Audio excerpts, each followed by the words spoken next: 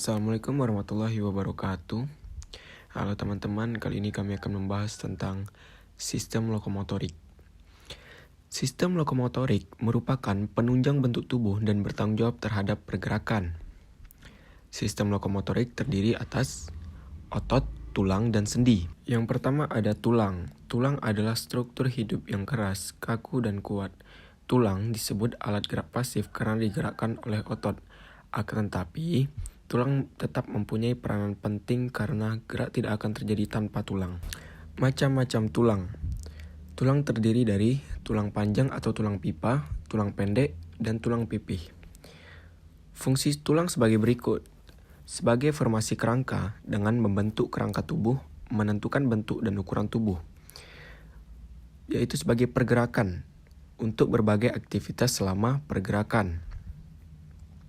Selanjutnya, perlindungan, yaitu melindungi organ-organ yang lunak dalam tubuh. Lalu, hematopoiesis, yaitu pembentukan sel-sel darah merah yang terjadi pada sumsum tulang merah. Yang terakhir, tempat penyimpanan mineral, antara lain kalsium dan fosfor. Tulang rawan atau kartilago. Tulang rawan adalah jaringan ikat yang kaku tapi fleksibel ditemukan di banyak bagian tubuh manusia dan hewan. Misalnya, tulang rawan hadir dalam sendi antara tulang rusuk, telinga, hidung, saluran bronkial, cakram antarvertebral, siku, lutut, dan pergelangan kaki. Hal ini kaku dan kurang fleksibel daripada otot, tapi tidak keras dan kaku seperti tulang. Tulang rawan atau kartilago terbagi atas, terdiri serabut kolagen, kuat, dan elastis. Biasanya dijumpai pada sendi, sambungan tulang, hidung, laring, dan trakea. Yang kedua, tulang rawan fibrosa, terdiri atas berkas-berkas serabut dan sel-sel tulang rawan seperti pada lutut dan iga. Yang ketiga, tulang rawan elastis, mengandung serabut-serabut elastis seperti pada daun telinga dan epiglotis. Lalu, sistem lokomotor kedua adalah sendi. Apa itu sendi? Sendi adalah bagian tubuh tempat bertemunya dua tulang atau lebih, sehingga berperan penting untuk tubuh. Fungsi sendi diantaranya dapat menghubungkan dua tulang, memberi struktur serta membantu otot untuk pergerakan tulang. Berikut ini 3 jenis sendi pada tubuh manusia dan masing-masing fungsinya. Yang pertama, sinartrosis atau sendi mati. Sendi mati atau sendi fibrosa menghubungkan dua tulang dan lebih yang tidak menimbulkan pergerakan. Contoh, sendi antar tulang tengkorak yang disebut sutura, serta gomfosis atau penghubung gigi dan tengkorak. Yang kedua, amfiartrosis atau sendi kaku. Sendi ini memungkinkan pergerakan walau sifatnya terbatas. Contoh pada ruas tulang belakang serta simfisis pubis pada pinggul. Yang ketiga, diartrosis atau sendi gerak. Sendi ini dapat digerakkan dengan bebas dan leluasa. Sendi gerak disebut pula sebagai sendi sinovial.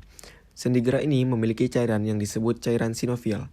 Dengan bantuan cairan sinovial sebagai pelumas inilah sendi dapat digerakkan.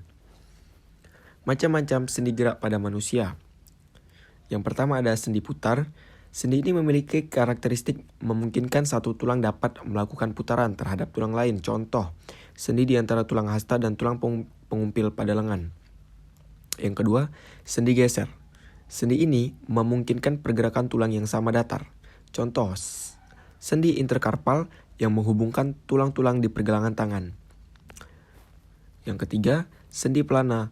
Sendi ini dapat memberikan gerakan dua arah. Contoh, sendi penghubung tulang pergelangan tangan dengan pangkal dari tulang ibu jari. Yang keempat ada sendi engsel atau hinge. Sendi ini memungkinkan tulang bergerak menyerupai gerakan pintu atau bersifat satu arah. Tulang paha, tulang kering, dan tulang lutut contohnya. Yang kelima ada sendi gulung atau kondiloid. Sendi ini terletak di antara tulang yang memiliki rongga elips dan permukaan tulang lain yang berbentuk bulat telur. Sendi ini hanya memungkinkan dua sumbu gerakan, yaitu gerakan membengkokkan atau fleksi dan gerakan meluruskan atau ekstensi, serta gerakan menjauh dari tubuh atau medial, dan gerakan mendekat ke arah garis tubuh atau lateral. Contoh, sendi penghubung tulang telapak tangan dengan tulang jari. Yang terakhir ada sendi peluru. Sendi peluru merupakan sendi yang memungkinkan gerakan ke segala arah. Tubuh manusia hanya memiliki 2 sendi peluru. Pertama, sendi pada panggul yang menghubungkan tulang panggul dengan tulang paha. Kedua, sendi pada bahu penghubung tulang belikat dengan lengan atas. Apa itu otot? Otot adalah sebuah jaringan dalam tubuh manusia dan hewan yang berfungsi sebagai alat gerak aktif yang menggerakkan tulang. Otot diklasifikasikan menjadi 3 jenis, yaitu otot lurik, otot polos, dan otot jantung. Otot menyebabkan pergerakan suatu organisme maupun pergerakan dari organ dalam organisme tersebut. Peristiwa mata berkedip, bernafas, menelan, peristaltik, usus, dan aliran darah merupakan hasil kerja otot. Tempat lekat otot pada tulang yaitu relatif diam. Sewaktu kontraksi otot disebut origo, sedangkan tempat melekat otot pada tulang yang lain relatif banyak berpindah saat kontraksi otot disebut insersio. Otot lurik, otot ini tersebar di seluruh tubuh. Otot lurik menempel pada kerangka melalui tendon. Bentuk sel otot lurik berupa serat bergaris melintang seperti pola lurik, contohnya saat kita berjalan atau mengangkat sesuatu. Otot ini mudah lelah yang disebabkan oleh penumpukan asam laktat pada sel-selnya. Pergerakan otot lurik berasal dari sinyal motorik yang berasal dari otak dan bersifat sadar, bukan refleks. Yang kedua, otot polos. Otot polos tidak memiliki garis-garis dan ada sebuah inti sel di tengah sel. Otot ini bekerja dengan pengaturan dari sistem saraf tak sadar atau saraf otonom. Otot polos banyak ditemukan di lambung, paru-paru, hingga pembuluh darah. Yang terakhir, otot jantung. Otot yang bekerja khusus untuk memompa darah pada jantung. Jaringan otot yang sanggup berkontraksi secara terus-menerus. Pergerakannya tidak dipengaruhi sinyal saraf pusat.